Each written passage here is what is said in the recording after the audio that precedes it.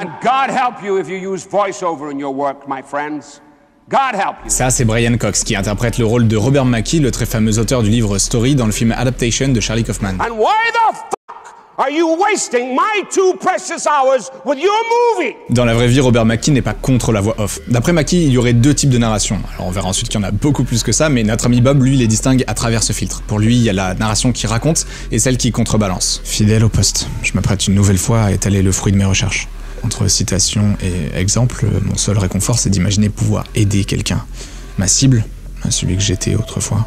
Sur certains points, j'espère le rendre fier. Celle qui raconte nous dévoile les faits de l'histoire, pas seulement au fur et à mesure qu'on les découvre à l'image. D'ailleurs, cette redondance entre la voix off et ce qu'on voit à l'image, c'est ce qui est le plus reproché à la narration dans les films. L'exemple le plus évident de la narration qui raconte, c'est celle qui nous explique les règles du jeu, celle qui nous présente l'univers dans lequel le récit se déroule et son fonctionnement. Mais c'est pas sa seule utilité. Ce qui va être intéressant dans la narration qui raconte, c'est quand elle vient approfondir une situation. La présence du narrateur peut alors exacerber le sentiment qu'un personnage va ressentir. Et attention, parce que là-dessus, il y a des bons exemples et des moins bons. Il y a ceux qui créent du drame ou de la comédie en rendant la situation plus grave ou plus ridicule, en ajoutant du contexte ou en explicitant les pensées du personnage, et il y a ceux qui vont tenter de rajouter un sentiment peut-être trop évident ou mélodramatique. There it was again. Feeling in myself for her, for Rachel. Et c'est toujours la question de quand est-ce que tu commences à te tremper dans le cliché et à rajouter un sentiment un peu parodique. Autant la narration peut raconter ce qu'on ne voit pas au présent, autant elle peut aussi raconter des faits passés pour qu'on comprenne mieux le bagage émotionnel d'un personnage ou le contexte d'une situation. Ou des faits anticipés, comme quand le narrateur nous fait entrevoir la fin de l'histoire au début du film. In less than a year, I'll be dead. La narration qui contrebalance, elle s'occupe d'ajouter une autre dimension au récit. Quand on élève un rat assez longtemps en captivité, il refuse de sortir de sa cage.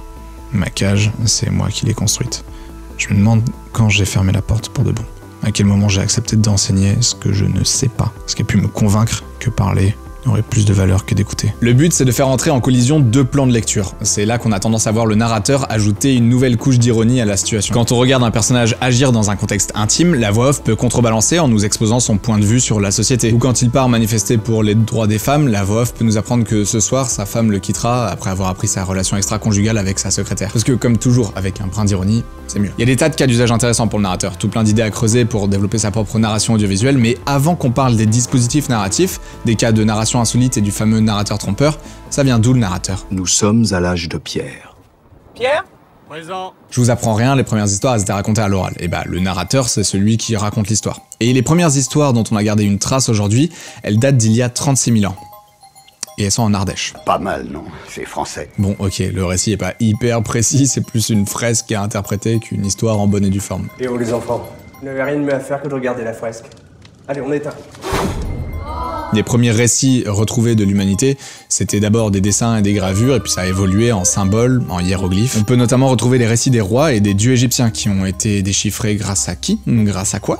Grâce à la pierre de Rosette, qui est aussi le partenaire de cette vidéo. Personnellement, je profite mieux des films et des séries quand je les regarde en VO. Moi qui cherche à capter la moindre intention de l'auteur, il y a certaines blagues, certaines répliques, certaines expressions qui se traduisent très mal. Le doublage et les sous-titres sont contraints par plein d'aspects techniques, que ce soit la synchronisation labiale, la durée des répliques ou même juste la culture de la langue, mais parfois ça me tend un peu quand je vois qu'un sous-titre n'exprime pas du tout l'intention d'origine de la réplique. Je peux pas leur en vouloir. La seule chose qu'on puisse faire pour profiter d'un film dans toute sa nuance, c'est de comprendre la langue dans laquelle il a été tourné. Quand j'ai décidé d'accélérer mon apprentissage de l'anglais, je suis passé de VF à VO sous-titré français et puis rapidement à VO sous-titré anglais pour mieux voir le lien entre l'écriture et la prononciation. Et puis j'ai même fini par enlever les sous-titres complètement et regarder en VO comme les vidéos YouTube anglophones que je regardais, il n'y avait pas de sous-titres.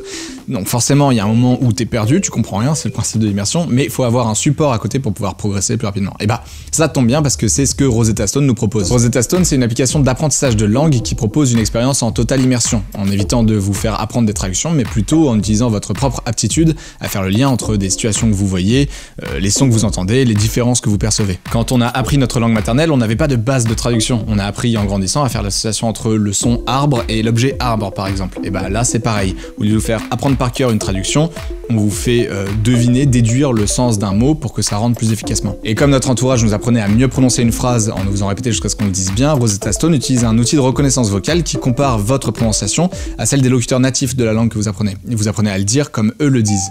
Un hombre y su gato. Les leçons durent environ 10 minutes, donc c'est hyper facile à caler dans l'emploi du temps. Dès qu'on a un temps libre, au lieu d'aller scroller sur les réseaux, on peut juste préparer son prochain voyage en progressant dans la langue de son choix. Et le but, c'est de pouvoir vous préparer à tenir une vraie conversation. Dès les premières leçons, vous apprenez des mots qui peuvent être utiles en situation réelle. Et grâce au lien en description, vous avez plus de 60% de réduction sur l'abonnement à vie pour toutes les langues. Un seul paiement et vous avez toute la vie pour explorer les 25 langues disponibles. Je vous encourage à essayer, je vous souhaite un très bon apprentissage et merci Rosetta Stone. Le premier grand récit qu'on connaisse, c'est l'épopée de Gilgamesh. Cette histoire épique de l'homme qui ne voulait pas mourir est racontée par un narrateur omniscient à la troisième personne. C'est-à-dire que c'est pas un personnage qui raconte, mais une voix qui sait tout, qui voit tout, et qui décrit les personnages en utilisant les pronoms à la troisième personne. Sauf que, il est dit dans le récit que Gilgamesh, celui qui a tout vu, qui a connu toutes choses et dévoilé ce qui était caché, nous a transmis un savoir d'avant le déluge. Il a fait un long chemin, de retour fatigué mais serein, il grava sur la pierre le récit de son voyage. Or, vous vous doutez que l'épopée de Gilgamesh a pas traversé 4000 ans d'histoire sur une serviette de diner ou un bout de papyrus, c'était gravé sur la pierre. Donc le récit impliquerait, et là moi je suis limité par ma propre interprétation de traduction de tablette peut-être incomplète, mais moi ce que j'en comprends c'est qu'il y aurait peut-être une sorte de twist. Le récit qu'on lit, soit c'est un narrateur qui retranscrit le récit que Gilgamesh avait lui-même gravé dans la pierre, soit c'est Gilgamesh qui a gravé ce récit dans la pierre en parlant de lui comme s'il s'observait de l'extérieur. Un peu à la manière de l'évangile de Saint Jean qui parle du disciple que Jésus aimait, qui serait Saint Jean. Tout ça pour dire qu'il y avait peut-être déjà à l'époque, dans un des premiers grands récits de l'histoire, un jeu sur l'identité du narrateur. On a un observateur omniscient qui parle des personnages à la troisième personne, mais qui décrit un personnage lui-même omniscient qui aurait gravé sa propre histoire. Donc les deux identités... Bon, attendez, faut qu'on dézoome, parce qu'on parle des narrateurs écrits ou des narrateurs dans les films ? On parlait des films. Ah, merci, parce que quand on lit un livre, toute la description est racontée par un narrateur, c'est inévitable. Bon, bien sûr, quand c'est inévitable, t'as tout plein d'artistes qui essaient d'aller à l'encontre de cette barrière théorique. Donc on a des exemples de livres sans narrateur, ça va être des récits purement dialogués ou des récits constitués de documents retrouvés, un peu l'équivalent du found footage, mais on peut argumenter que l'auteur d'une lettre, c'est un narrateur. En fait, quelle que soit la façon dont sont racontés les événements, il faut bien qu'à un moment, les mots forment des phrases pour nous expliquer ce qui se passe. Donc quelle que soit la voix qui est utilisée, il y a forcément une forme de narration. Enfin, on parlait des films.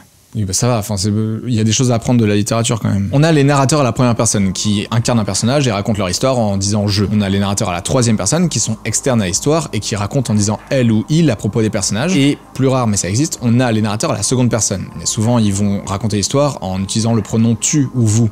Mais le point de vue peut différer. Soit c'est un personnage qui raconte une histoire à un autre personnage, ou qui se raconte l'histoire à lui-même, soit ça peut être le narrateur qui s'adresse au lecteur en disant tu, il te dit ce que toi, lecteur, en tant que personnage, tu prends comme action. Et ça vient avec plus ou moins de dissonance cognitive en fonction du personnage dans lequel on demande au spectateur de se glisser. On peut penser par exemple au récit algorithmique, l'histoire dont vous êtes le héros. Vous êtes devant deux portes, si vous ouvrez la porte en métal, allez à la page 23, si vous ouvrez la porte en bois, vous êtes un lâche. Il y a peut-être d'autres cas d'utilisation du narrateur à la seconde personne, mais je suis pas prof de français, donc on va s'arrêter là. Le point de vue du narrateur, il s'arrête pas à ces trois possibilités, il y a aussi le niveau d'omniscience du narrateur. Est-ce qu'il connaît tout? Est-ce qu'il a conscience des émotions des personnages?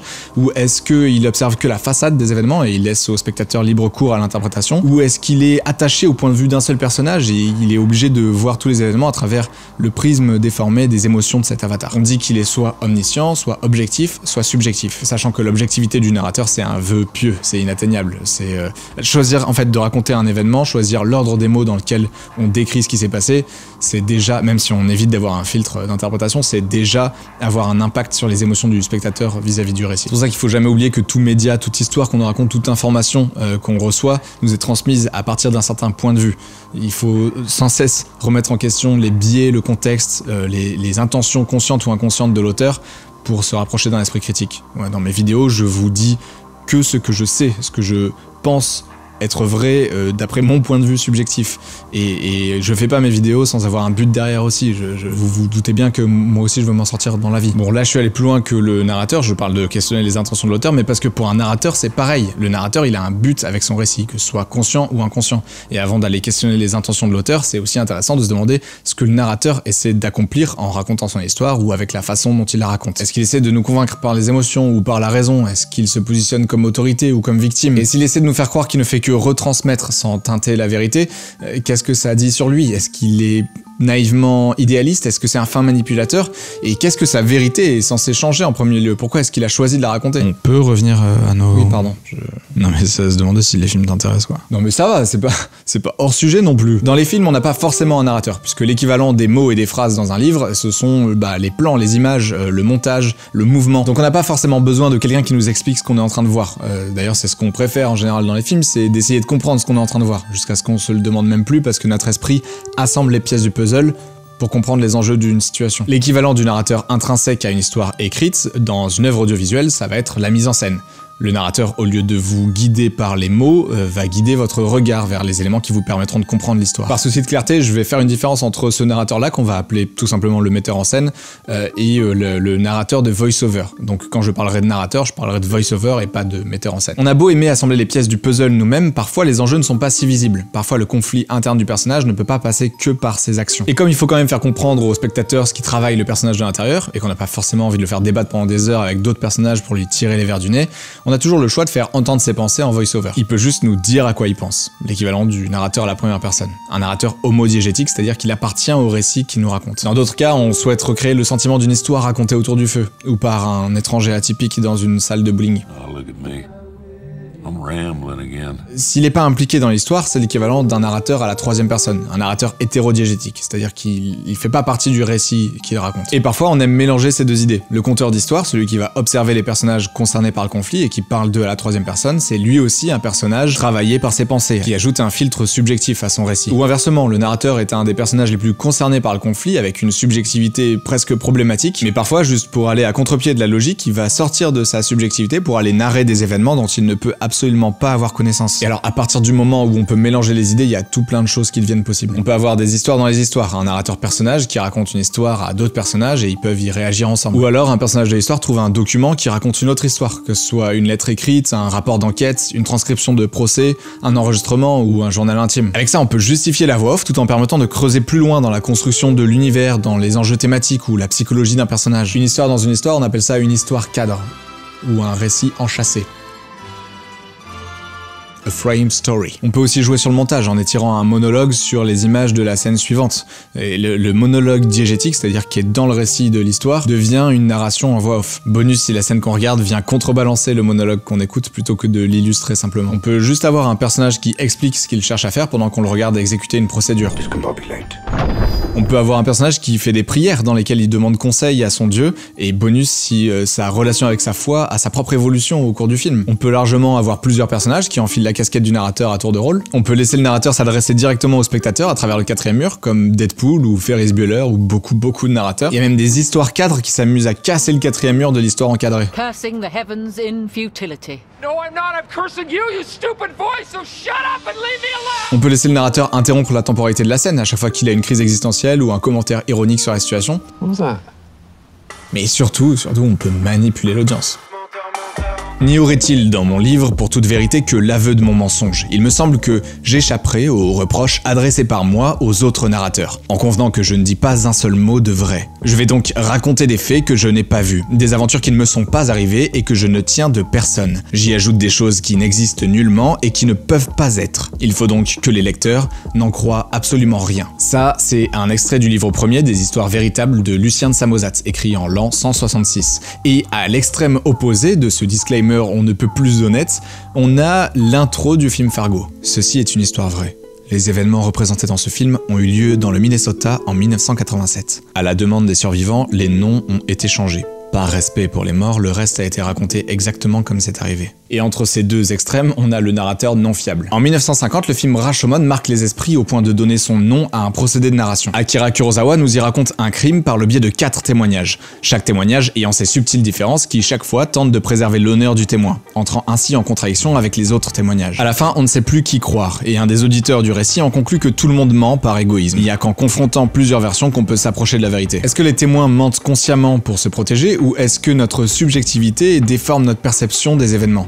Quoi qu'il en soit, On ne peut croire personne. Et depuis, le Rashomon Effect est une étiquette qu'on applique soigneusement à tous les films et séries aux narrateurs indignes de confiance. Dès qu'on joue sur la subjectivité de la perception d'un événement pour faire une révélation plus tard, qui remet en cause cette première perception de l'événement, on dit qu'on fait appel au Rashomon Effect. Certains se rapprochent plus que d'autres de la structure de Rashomon, mais Kurosawa reste inégalé dans son approche. On a le dernier duel de Ridley Scott qui tente à peu près la même chose, mais avec seulement 3 points de vue et une conclusion assez différente. Un film qu'on pourrait considérer comme un digne héritier de Rashomon sans en copier la structure, ça serait Memento par exemple. Nolan nous propose une structure encore jamais vue grâce à l'alternation entre 2 chronologies différentes, une qui part de la fin pour revenir au milieu de l'intrigue et une qui part du début pour arriver au milieu. Et le milieu de la chronologie fait office de conclusion pour le film en reliant toutes les pièces du puzzle pour de bon. On adopte la subjectivité du point de vue fracturé du protagoniste, on a la sensation de perdre comme lui la notion de souvenir en enquêtant sur les tenants et aboutissants de chacun de ses actes et leurs raisons. Tout ça en écoutant sa narration à laquelle il n'arrive pas à se fier lui-même au point de devoir créer un système d'instruction et de prise de notes qui deviennent à leur tour des indices pour pouvoir avancer à reculons. Autre exemple intéressant pour le Rashomon Effect, c'est Gone Girl. Alors qu'on croit le mari innocent du meurtre de sa femme, toute la première partie du film nous enfonce de plus en plus loin dans le doute, en utilisant le journal intime de la victime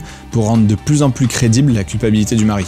Et je m'arrête là pour pas vous spoiler parce qu'il y a plein de retournements. Mais tant qu'on parle de Fincher, vous avez vu The Killer? Hein? The Killer. The Killer.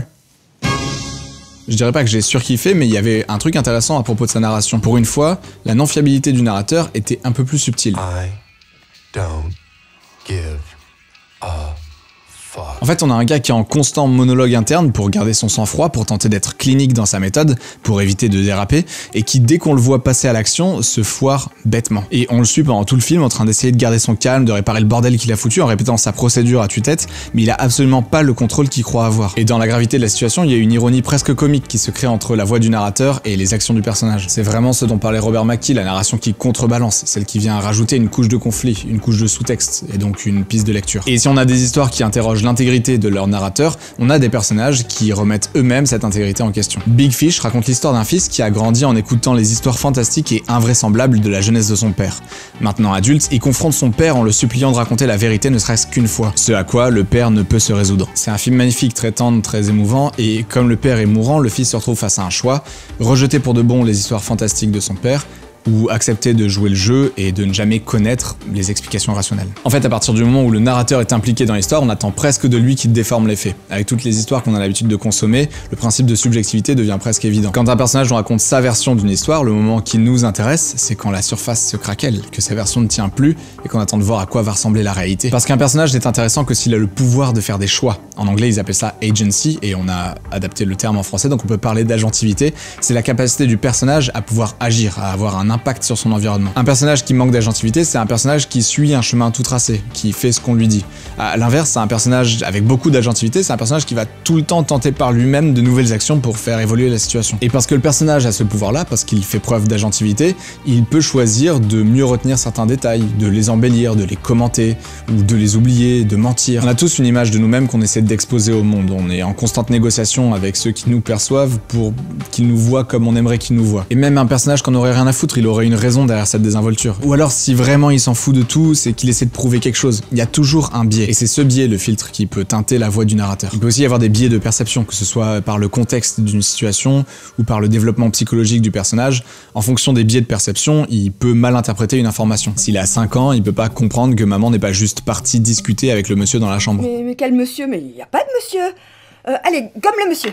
Une bonne pratique à garder en mémoire quand on utilise la subjectivité du narrateur pour préparer une révélation, c'est de donner quelques indices au spectateur. Le but, c'est pas de dire au spectateur « Chais, on t'a bien eu », c'est plutôt que lui, il se dise « Ah, mais c'est pour ça que... » et que...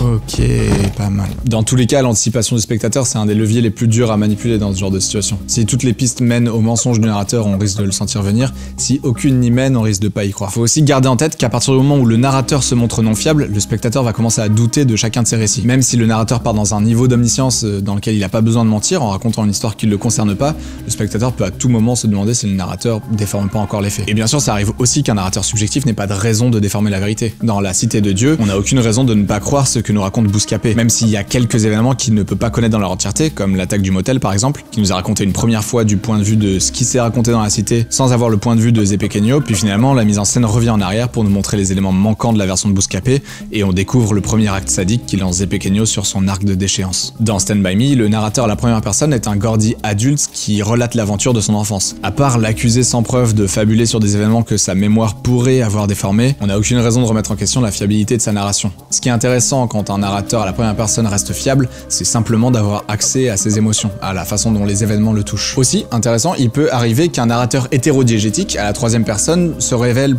relativement peu fiable.